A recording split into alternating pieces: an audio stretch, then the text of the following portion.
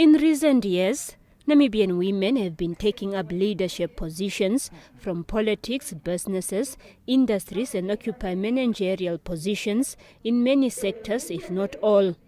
Namibia is one of the few African countries that have a reasonable representation of women in parliament, standing at 46%. This, they say, should not be seen as a threat, but rather achieving gender mainstreaming. The whole setup is designed that the man is the MD or the CEO, and they are the alpha and the omega of that particular environment. So you would find that this type of environmental factors also place a barrier to women leadership.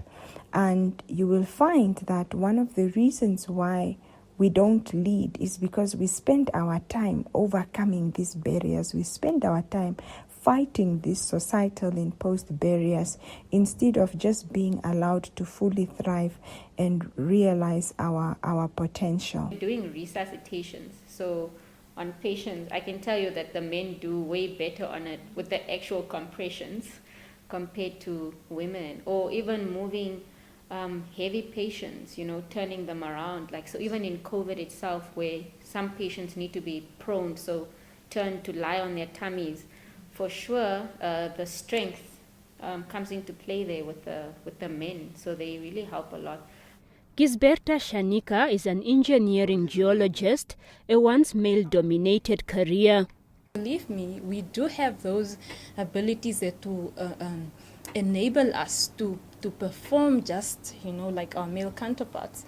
And I feel like we need to divert the focus from, I want to be like this person, and, rather use what I personally call like a complementary approach, whereby I bring my skills to the table as a woman, and then you bring yours as a man, and we complement each other as opposed to, competing. Because at the end of the day, everybody has something to bring that is going to be different, and if it's put together, again, it gives you the best mix.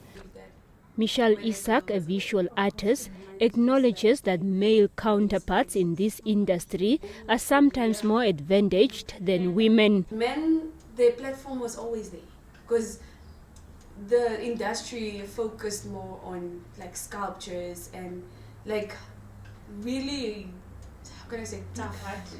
You find one or two women that actually focus on welding, but most of us, we really just find it easier to work with softer material because I think generally women do that. And it's quite hard as a woman as well because people undermine you, first of all. They look at you and they're like, you might not be capable. And for men, it's more like, we know that you can handle it. Hedwig Modise, a single mother who says although she tries by all means to provide and be present in a child's life, she can never take up the position of a father. However, single parents, she said, have to find ways to raise their children in the right way. A woman out there to say that, you need to heal. Okay? You need to heal because all kinds of things happen to all of us, men and women included. So if you are faced with a situation of single parenthood, heal so that you may raise whole children. Because at the end of the day, you are put in responsibility for an individual.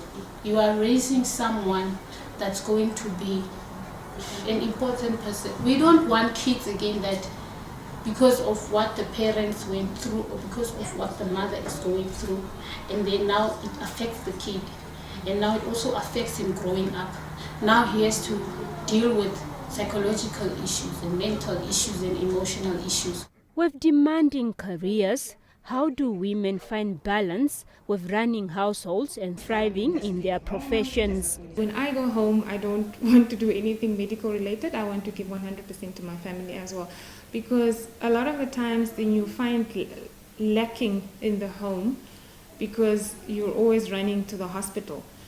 The same way that the patients need me, my children and my family also need me. So you just have to find a balance and work around that, and it's completely doable. When I am home, I need to be home and I need to be fully present, right? I cannot be home and we are having dinner and I'm on my laptop working on a report, for instance.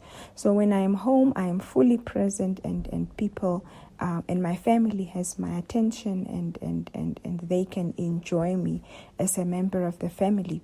When I am at work, I am fully present and my team is looking for an executive and I need to be that executive fully.